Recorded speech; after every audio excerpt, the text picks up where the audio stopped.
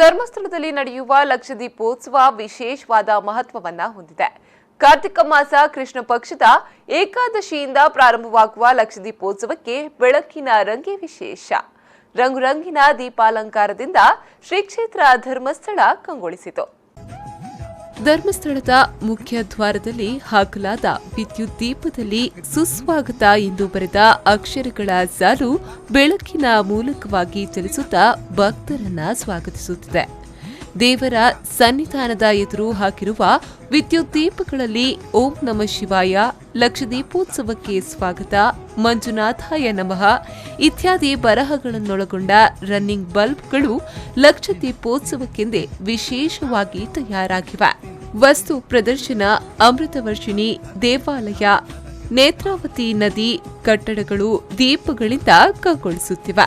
ವಿವಿಧ ಬಣ್ಣಗಳನ್ನ ಹೊಂದಿದ ದೀಪ ವಿವಿಧ ವಿನ್ಯಾಸಗಳಲ್ಲಿ ಬದಲಾಗುತ್ತಿರುವ ಬೆಳಕು ನೋಡುಗರನ್ನ ಆಕರ್ಷಿಸುತ್ತಿದೆ.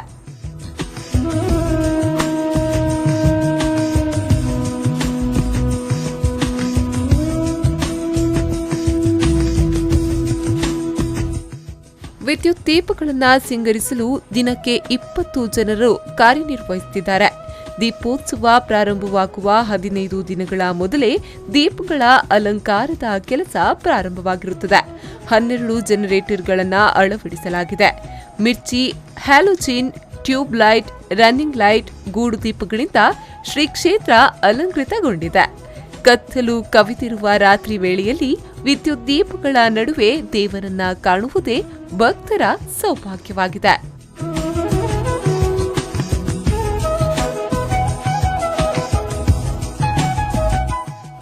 ನ್ಯೂಸ್ ಬ್ಯೂರೋ, ವಿ4 ನ್ಯೂಸ್ 24/7 ಧರ್ಮಸ್ಥಳ.